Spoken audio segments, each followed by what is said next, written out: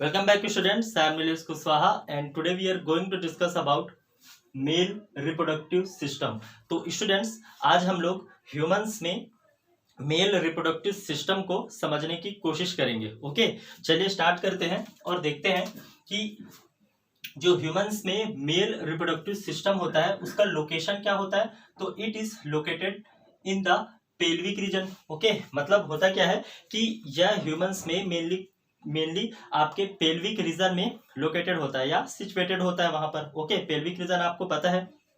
Okay, अब देखिए क्या कि इट कंसिस्ट ऑफ। ओके, अब देखिए क्या कि जो ह्यूमन का मेल रिप्रोडक्टिव सिस्टम है यह मेनली किन किन चीजों से मिलके बना है इसको आप समझिए। ओके, इसमें सबसे जो पहला पार्ट है वह क्या होता है, a pair of testis. Okay, males में मेनली क्या होता है, पेयर ऑफ टेस्टिस प्रेजेंट होते हैं। अगर आप किसी मेल को एक्सटर्नल रूप से, है ना, मतलब अगर आप उसको देखें, ओके, फिजिकल देखें अगर आप उसको, तो आप क्या देखेंगे, पेनिस एंड टेस्टिस। ओके, तो सबसे जो पहला पार्ट है वह क्या है आपका टेस्टिस।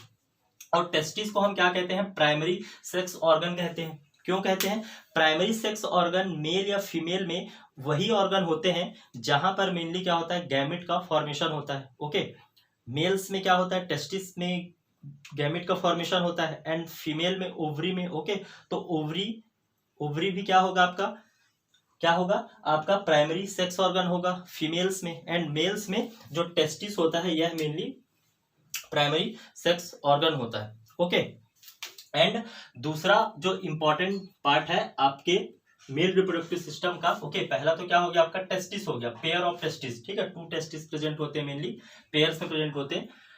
एसेसरी डक्ट्स, अब क्या एसेसरी डक्ट्स होते हैं, एसेसरी डक्ट्स में मेनली कौन कौन आ जाएगा, तो आपका हो गया देखिए रेटी टेस्टिस हो गया, है ना, वॉस डिफरेंशिया हो गया, वॉस इफेरेंशिया हो गया, आपका इपिडाइडेमिस हो गया। ओके, तो ये सभी आ जाएंगे किसमें, आपके एसेसरी डक्ट्स में।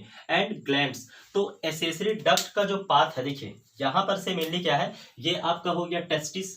ओके, अब टेस्टिस से मेनली ये जो डक्ट निकली हुई है यही आपका क्या है, एसेसरी डक्ट है। ओके, ये हो गया आपका एसेसरी डक्ट। और इस एसेसरी डक्ट के पार्ट में, ओके, या हम कहें कि इस एसेसरी डक्ट के पाथ में, है ना, इसके रास्ते में आने वाले जो ग्लैंड्स हैं मेनली कौन कौन है आपका, सेमाइनल वेसिकल हो गया, ओके, बल्बो यूरेथ्रल ग्लैंड हो गया, सेमाइनल वेसिकल है, बल्बो यूरेथ्रल ग्लैंड है एंड आपका प्रोस्टेट ग्लैंड है। तो ये चीजें हो गई। एंड लास्ट में अगर हम देखें तो एक्सटर्नल जेनेटेरिया का पार्ट होता है। ओके, एक्सटर्नल जेनेटेरिया में मेनली मेल्स में क्या आता है आपका पेनिस आता है। ओके, एक्सटर्नल जेनेटेरिया का पार्ट कौन होता है, मेनली पेनिस होता है। तो क्या क्या चीजें हमने देखी कि एक मेल रिप्रोडक्टिव सिस्टम में mainly pair of testis, okay, accessory ducts, okay, और एसेसरी डक्ट्स के पाथ में आने वाले ग्लैंड्स एंड आपका एक्सटर्नल जेनेटेरिया, यह मेनली होता है। ठीक है, किसमें, आपके मेल रिप्रोडक्टिव सिस्टम में। चलिए एक एक करके सभी ऑर्गन्स को समझते हैं। ओके, यहां पर क्या है, सबसे पहले आपका टेस्टिस, हम चलिए समझते हैं टेस्टिस को। Okay, testis situated outside the abdominal cavity. पहली बात तो यह है कि देखिए टेस्टिस जो होता है आपके एब्डोमिनल कैविटी के बाहर होता है। ओके, एब्डोमिनल, ओके, एब्डोमेन में या हम कहें एब्डोमेन रीजन में मेनली आपका टेस्टिस प्रेजेंट नहीं होता, एब्डोमिनल रीजन से बाहर होता है। मैंने बताया कि फिजिकली जब आप किसी मेल को देखते हैं तो आप वहां पर पेनिस एंड टेस्टिस देखते हैं। ओके, तो यह क्या होता है कि हमारे बॉडी से या हम कहें हमारे एब्डोमिनल कैविटी से बाहर प्रेजेंट होता है, लटकता हुआ दिखाई देता है। और होता क्या है यहाँ पर मेनली कि टेस्टिस में ही मेनली क्या होगा आपका स्पर्म का फॉर्मेशन होगा, मतलब मेल गैमेट का फॉर्मेशन कहाँ पे होता है, आपके टेस्टिस में ही होता है। ओके, और यह बॉडी के बाहर क्यों प्रेजेंट होता है, तो एनसीईआरटी ने इस चीज को मेंशन किया है कि देखिए हमारे बॉडी का जो टेम्परेचर है वह कितना है, 37 डिग्री सेल्सियस है। ओके, लेकिन स्पर्म के फॉर्मेशन के लिए, मेनली स्पर्म के फॉर्मेशन के लिए क्या होता है कि वहां पर बॉडी के टेम्परेचर से थोड़े कम टेम्परेचर की आवश्यकता होती है, मतलब 2 से लेकर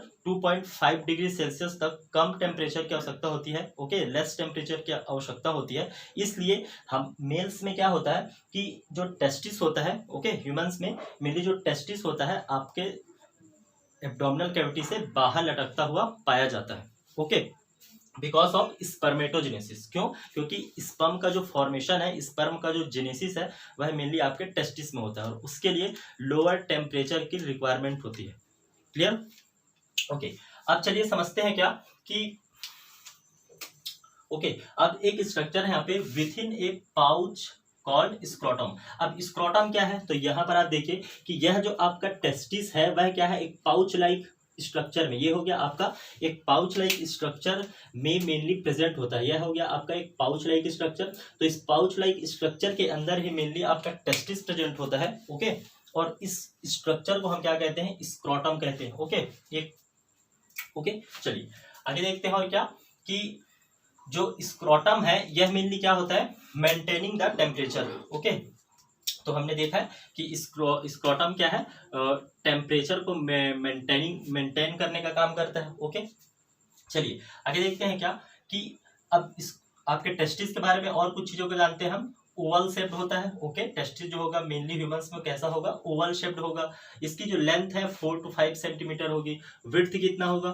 2 to 3 सेंटीमीटर के आसपास होगा। Okay, each testis has about 250 compartments. Okay, अब देखिएगा कि एक टेस्टिस में, ठीक है, एक टेस्टिस के अंदर लगभग 250 कंपार्टमेंट्स प्रेजेंट होते हैं। ओके, और इस कंपार्टमेंट्स को हम क्या कहते हैं? इसको हम कहते हैं टेस्टिकुलर लोब्यूल्स। ओके, देखिए इसमें आपको कंपार्टमेंट दिखाई नहीं देंगे, लेकिन ये जो टीएस ऑफ टेस्टिस है यहाँ पर आपको देखिए ये एक टेस्टिस है। ओके, और इस टेस्टिस में इसका लॉन्गिट्यूडनल सेक्शन है ये। इसमें आपको देखिए क्या कि कंपार्टमेंट दिखाई दे रहे हैं 1 2 3 4 है ना। ये जो कंपार्टमेंट है ये बॉक्स लाइक स्ट्रक्चर दिख रहा है, rectangular.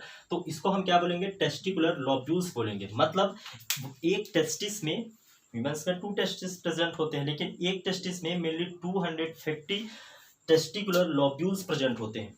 Clear? 250 testicular lobules present होते हैं ईच आपके टेस्टिस में। Clear? And each lobules contain 1 to 3 highly coiled seminiferous tubule. Okay, अब देखिए क्या कि इस देखिए यह क्या हो गया आपका? टेस्टिकुलर लोब्यूल्स हो गए ये। ओके, ये जो पार्ट हो गया आपका टेस्टिकुलर लोब्यूल हो गया। ये एक टेस्टिकुलर लोब्यूल, ये भी एक टेस्टिकुलर लोब्यूल है। इन टेस्टिकुलर लोब्यूल्स के अंदर क्या प्रेजेंट होता है? हाईली कॉइल्ड आपका सेमिनिफेरस ट्यूब्यूल्स प्रेजेंट होता है। क्लियर है? देखिए टेस्टिकुलर लोब्यूल्स कहाँ प्रेजेंट है? टेस्टिस के अंदर प्रेजेंट है। और टेस्टिकुलर लोब्यूल्स में, ओके, टेस्टिकुलर लोब्यूल्स में या जो कंपार्टमेंट्स हैं टेस्टिकुलर लोब्यूल्स हैं उसके अंदर क्या प्रेजेंट होता है?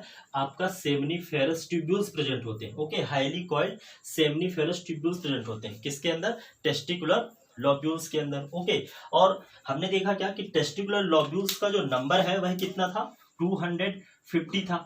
ओके, हर एक टेस्टिस में। और एक टेस्टिकुलर लोब्यूल के अंदर 1 to 3 क्या है? आपका सेमिनिफेरस ट्यूब्यूल है। तो अगर हम एक क्वेश्चन यहाँ पर निकालें कि एक टेस्टिस के अंदर लगभग कितना आपका सेमिनिफेरस ट्यूब्यूल हो सकता है, मैक्सिमम अगर हम देखें तो कितना होगा? 1 to 3 होता है। तो 3 से अगर आप इसको मल्टीप्लाई करें तो कितना आएगा आपका? 750। मतलब एक टेस्टिस में, है ना, मेल्स में एक टेस्टिस में लगभग 750 के आसपास आपको सेमिनिफेरस ट्यूब्यूल्स देखने को मिलेंगे। ओके, तो 2 टेस्टिस होते हैं मेनली। तो कितना हो जाएगा? इसका जस्ट आप डबल कर दीजिए। ओके, तो 1500 के आसपास दोनों टेस्टिस में लगभग सेमिनिफेरस ट्यूब्यूल्स की जो संख्या है वह मैक्सिमम, ठीक है, 1500 के आसपास दोनों टेस्टिस में होती है। क्लियर? यहाँ तक क्लियर है? चलिए आगे देखते हैं क्या कि अब देखिए इन सेमिनिफेरस ट्यूब्यूल देखे। ओके, टेस्टिस, कोई कंफ्यूजन तो नहीं है? टेस्टिस के अंदर testicular lobules. Okay, testicular lobules एक कंपार्टमेंट है, उसके अंदर क्या प्रेजेंट है? आपका सेमिनिफेरस ट्यूब्यूल। ओके, और सेमिनिफेरस ट्यूब्यूल के अंदर क्या प्रेजेंट होता है? इसको हम समझते हैं इन विच स्पर्म्स आर प्रोड्यूस। मतलब सेमिनिफेरस ट्यूब्यूल्स में ही मेनली स्पर्म का प्रोडक्शन होता है। ओके, सेमिनिफेरस ट्यूब्यूल्स में मेनली क्या होगा? स्पर्म का प्रोडक्शन होगा। ओके, एसटी मतलब क्या? Seminiferous tubules. Seminiferous tubules are lined by 2 types of cell. अब देखिए क्या कि जो सेमिनिफेरस ट्यूब्यूल है, जो हाईली कॉइल्ड स्ट्रक्चर है आपके टेस्टिकुलर लोब्यूल्स के अंदर, इनमें भी क्या होता है कि 2 टाइप के सेल प्रेजेंट होते हैं। ओके, 2 टाइप्स के सेल प्रेजेंट होते हैं। चलिए यहाँ पर हम देखते हैं कि मान लीजिए यह आपका क्या है? यह आपका है सेमिनिफेरस ट्यूब्यूल्स जो टेस्टिकुलर लोब्यूल्स के अंदर प्रेजेंट है, और इनमें क्या है? 2 टाइप्स के सेल देखने को मिल रहे हैं। ओके, टू टाइप्स के आपको सेल देखने को मिल रहे हैं। एक ये सेल हो गया और दूसरा सेल चलिए हम बना देते हैं, ये हो गया आपका दूसरा सेल। ओके, तो टू टाइप्स के सेल देखने को मिलते हैं। ये आपका क्या है, सेमनीफेरस ट्यूब्यूल है। और सेमनीफेरस ट्यूब्यूल में मेनली टू टाइप्स के सेल देखने को मिलते हैं। एक जो सेल होता है, देखिए जो ब्लैक कलर में हमने ये जो सेल बनाया है ना, ये वाला जो सेल, ओके, यह जो सेल है इसको हम क्या बोलेंगे, इसको हम बोलेंगे मेल, ओके, जर्म सेल बोलेंगे। ओके, और जो एक और सेल यहाँ पर प्रेजेंट होगा, ओके, इसको हम क्या बोलेंगे, सर्टोलाई सेल्स बोलेंगे। इसको क्या बोलेंगे, Sertoli cells. Okay, Sertoli cells. Okay, तो सर्टोली सेल्स क्लियर है। देखिए वही बात लिखी हुई है कि मेनली होता क्या है कि आपके सेमनीफेरस ट्यूब्यूल के अंदर टू टाइप के सेल दिखाई देते हैं। पहला हो गया male germ cell. Okay, male germ cell को ही हम क्या कहेंगे, स्पर्मेटोगोनिया कहेंगे। ओके, और स्पर्मेटोगोनिया से ही आप आगे चल के देखेंगे, या मेल जर्म सेल से ही, स्पर्मेटोगोनिया से ही मेनली स्पर्म का प्रोडक्शन होता है। ओके, स्पर्म का जो फॉर्मेशन होता है, जो प्रोडक्शन होता है, वह मेनली किससे होगा, आपके स्पर्मेटोगोनियस होगा। इनमें मेनली मियोसिस डिवीजन होता है और मियोसिस डिवीजन के थ्रू स्पर्म का फॉर्मेशन होता है। क्लियर। तो यहाँ पर देखिए क्या कि आपका स्पर्मेटोगोनिया, ओके, स्पर्मेटोगोनिया में मेनली क्या हुआ, मियोसिस डिवीजन हुआ। और मियोसिस डिवीजन, ओके, मियोसिस को हम मियोटिक भी कहते हैं, ये भी हमने देखा है। ओके, तो यहाँ पर स्पर्म का फॉर्मेशन होगा। ठीक है, और दूसरे टाइप्स के जो सेल्स हैं, ओके, ये इनको हम क्या कहेंगे, सर्टोलाइज सेल्स। ओके, और ये जो सर्टोलाइज सेल्स हैं ये क्या करते हैं, मेनली प्रोड्यूस न्यूट्रिशन। ठीक है, provide nutrition to the germ cell. मतलब क्या है कि देखिए मेल जर्म सेल या स्पर्मेटोगोनिया क्या करते हैं, स्पर्म को और हम क्या कहते हैं, स्पर्मेटोजोआ भी कहते हैं। ओके, स्पर्मेटोजोआ या स्पर्म का फॉर्मेशन कौन करता है, मेल जर्म सेल करते हैं।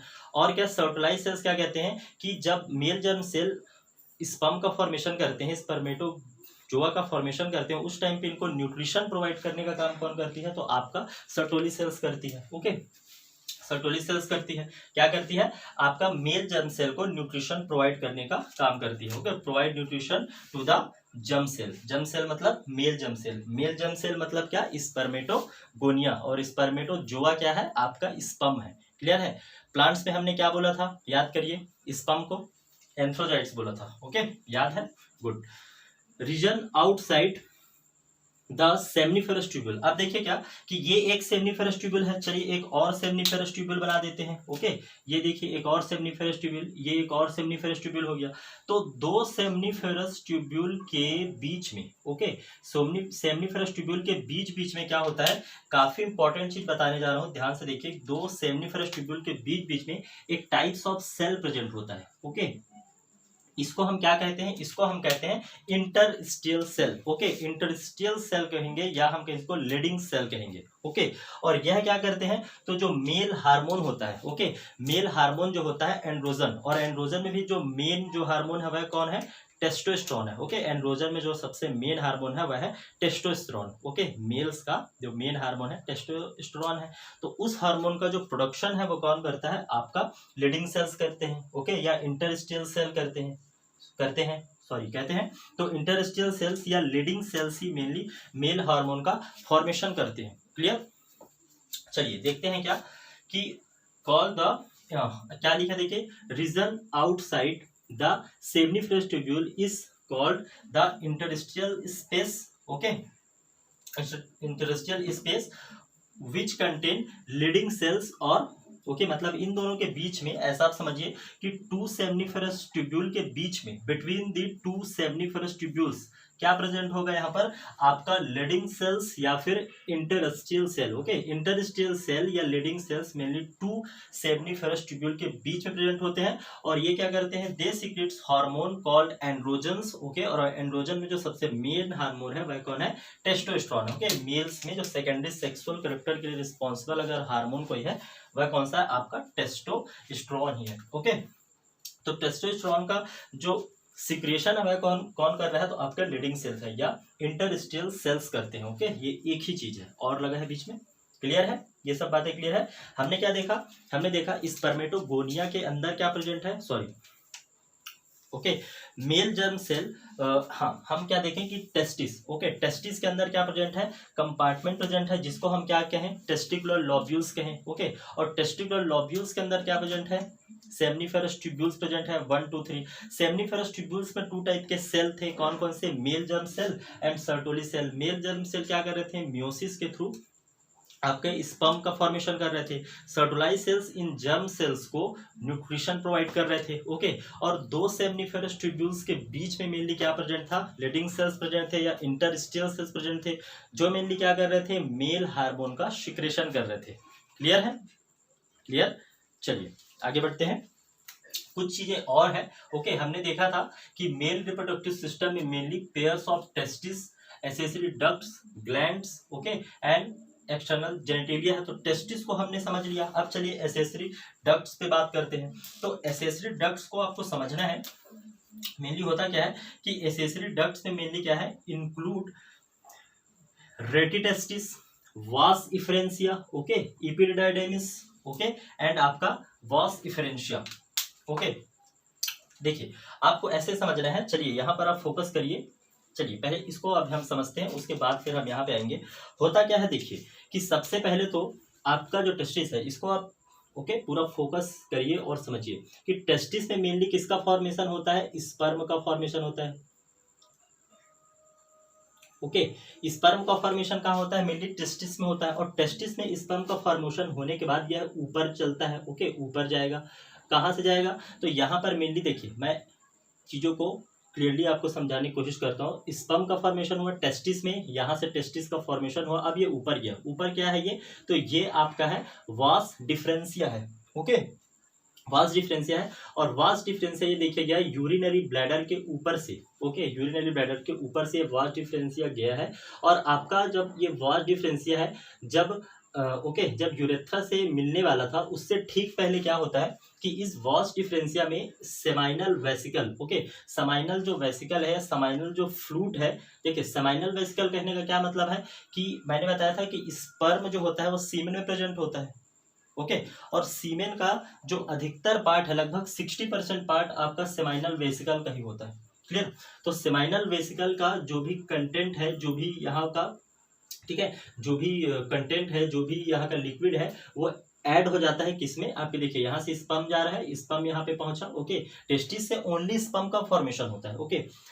आपका जो मेनली सीमेन है ना, ओके, उस सीमेन में मेनली 2 से 5% ही स्पर्म होता है, बाकी पूरा लिक्विड वाला पार्ट होता है, ओके। तो उसका मेजर पार्ट किसका होता है, आपका सेमाइनल वेसिकल का होता है। और सेमाइनल वेसिकल का ये जो वास डिफरेंशिया है, ओके, वास डिफरेंशिया में सेमाइनल वेसिकल के जो लिक्विड है वह ऐड हो जाएंगे, ओके।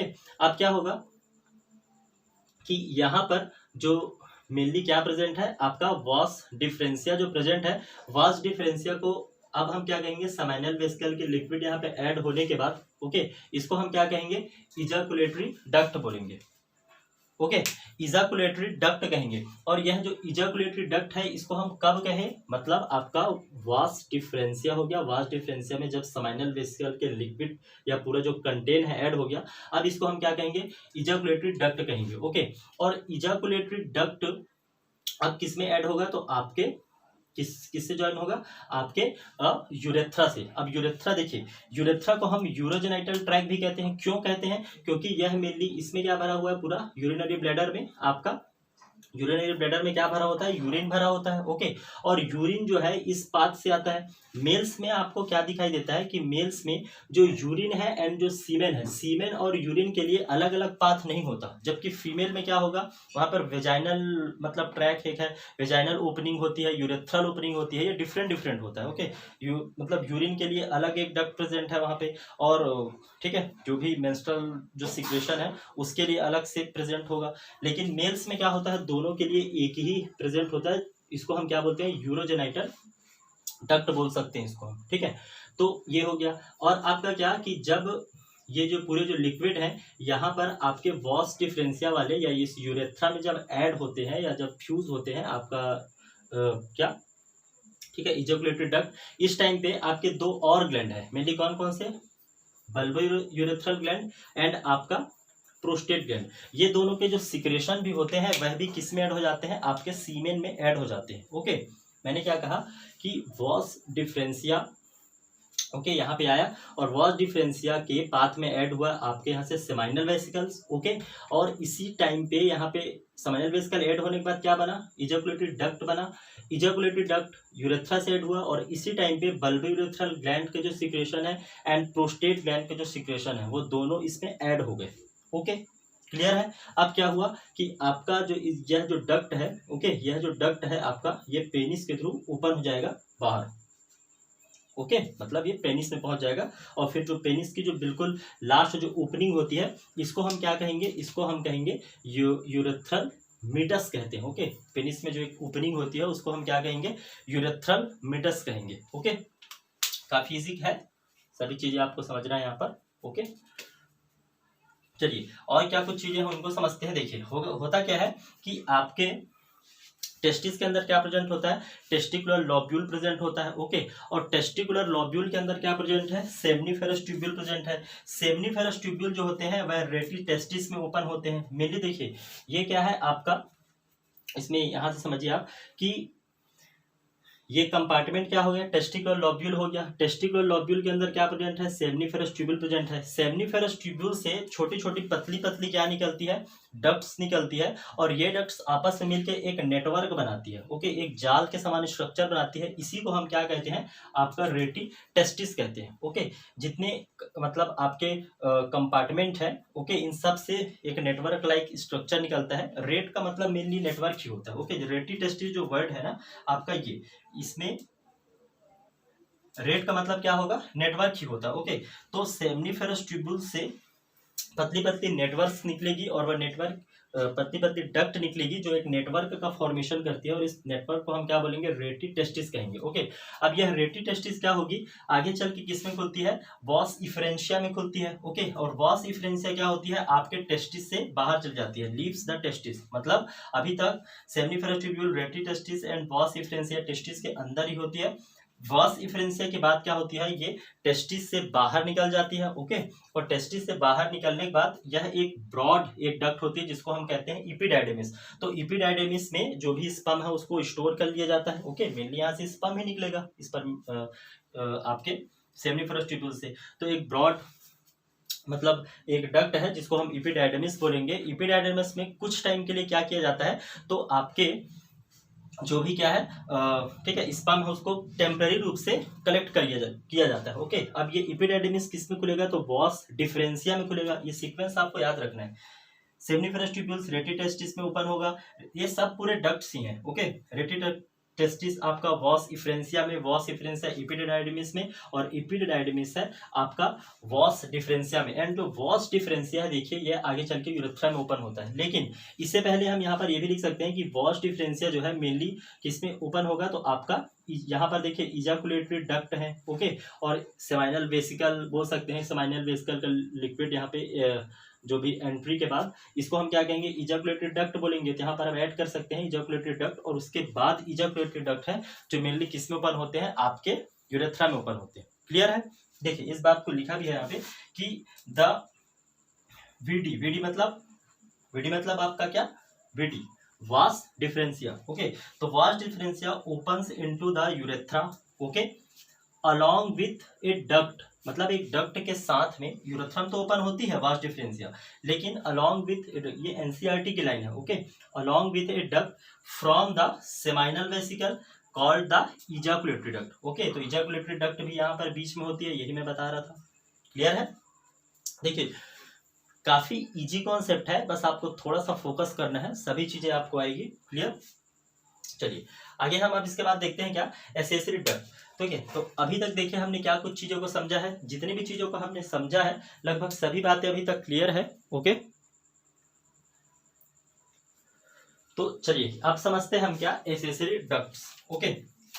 टेस्टिस क्लियर हो गया, ओके। एसेसरी डक्ट्स क्लियर है। अब अच्छा ये होगा mainly accessory glands, okay, accessory glands. चलिए थोड़ा सा मिस्टेक था, आप इसको ठीक कर लीजिए, okay. Accessory glands, okay. Accessory glands को हम समझते हैं, ओके। एसेसरी डक्ट्स के बाद मेनली ग्लैंड्स हैं, तो एसेसरी ग्लैंड्स है यहाँ पे। और इनमें हम देखते हैं क्या कि मेनली एसेसरी ग्लैंड्स में क्या है, included pair of seminal vesicle. आपको ये बात याद रखनी है कि जो सेमाइनल वेसिकल है इसका नंबर कितना होता है, मेनली 2 होता है ना, मतलब ये पेयर में प्रेजेंट होते हैं। ओके, उसके बाद क्या, सेमाइनल वेसिकल पेयर में प्रेजेंट हो गया, paired of seminal vesicle and paired of bulbourethral gland. Okay, bulbourethral gland का भी नंबर कितना होगा, 2 होगा, मतलब ये दोनों पेयर में प्रेजेंट होते हैं। एंड वेरी वेरी इंपॉर्टेंट कि आपका जो प्रोस्टेट है वह क्या होता है, सिंगल होता है। ओके, दोनों seminal vesicle and bulbourethral gland दोनों क्या है, डबल है ना, पेयर्ड में है।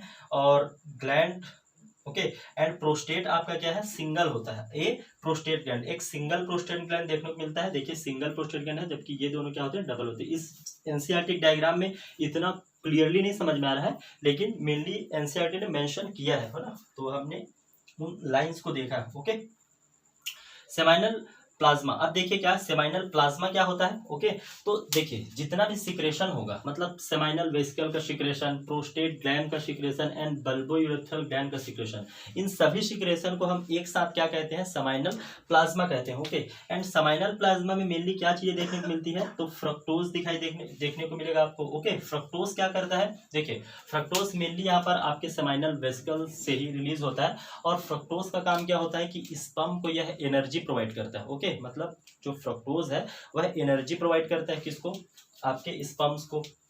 ओके, मतलब जो सेमाइनल प्लाज्मा है उसमें क्या क्या प्रेजेंट होता है, फ्रक्टोज प्रेजेंट होगा। ओके, कैल्शियम प्रेजेंट होता है।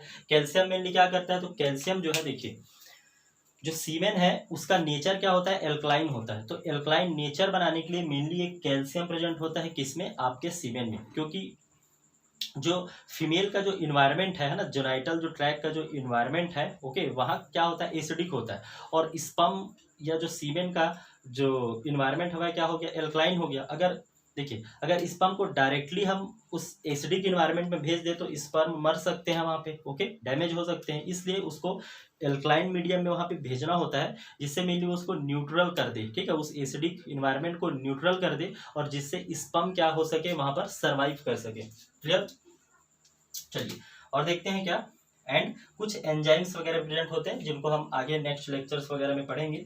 चलिए लास्ट हम समझते हैं यहाँ पर एक्सटर्नल जेनेटेलिया। ओके, तो मैंने बताया था कि मेल्स में मेनली क्या होता है, पेनिस। ओके, पेनिस से क्या होता है, एक्सटर्नल जेनेटेलिया होता है ह्यूमंस में, है ना। ह्यूमंस में मेल्स में मेनली एक्सटर्नल जेनेटेलियम क्या आता है, आपका पेनिस आता है। अब चलिए इसके बारे में देखते हैं। It is made up of special erectile tissue, और यह किससे मिलकर बना होता है, जो आपका पेनिस होगा, ओके, मेल्स में यह मेनली इरेक्टाइल टिश्यू से मिलकर बना होगा।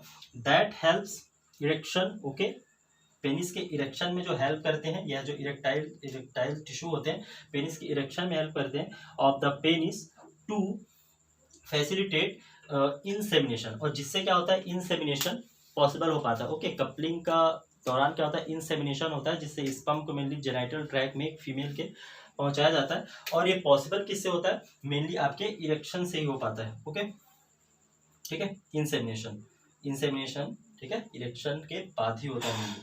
The in large, okay, tip, है ना, जो पेनिस का जो लास्ट पार्ट होता है ना, ये वाला, ये थोड़ा सा इन लार्ज होता है, थोड़ा सा फूला हुआ पार्ट होता है। Okay, of the penis is called gland penis. Okay, देखिए पेनिस का जो लास्ट पार्ट है, यहाँ पर जो फूला हुआ पार्ट है, इसको हम क्या कहते हैं, इसको हम कहते हैं ग्लैंस पेनिस कहते हैं। ओके, ग्लांस पेनिस कहते हैं। और ग्लांस पेनिस ये फूला हुआ पार्ट है, तो ये वाला पार्ट फिर क्या होगा, ये जो पेनिस का जो ये वाला जो पार्ट दिख रहा है, इसको हम सॉफ्ट बोलते हैं। ओके, ये हो गया इसका सॉफ्ट वाला पार्ट, और ये इसका हो गया ग्लांस पेनिस वाला पार्ट। तो ग्लांस पेनिस वाले पार्ट में क्या होता है, यहाँ पर हमको मेनली क्या होती है, कुछ कवरिंग दिखाई देखने को मिलती है। ठीक है, glans penis covered by 4 skin, और जो मेनली क्या होती है, 4 स्किन से मतलब कवर्ड होती है। ओके, 4 स्किन से जो पेनिस का जो लास्ट वाला पार्ट होता है, फूला वाला जो ग्लांस पेनिस वाला पार्ट होता है, वो 4 स्किन से मेनली क्या होगा, आपके कवर्ड होता है। क्लियर है, तो देखिए यहाँ पर स्टूडेंट्स लगभग सभी चीजों को हमने समझने की कोशिश किया है। ओके, चलिए नेक्स्ट जो हमारा लेक्चर होगा वहां पर हम फीमेल रिप्रोडक्टिव सिस्टम को समझने की कोशिश करेंगे। ओके, चलिए, थैंक यू।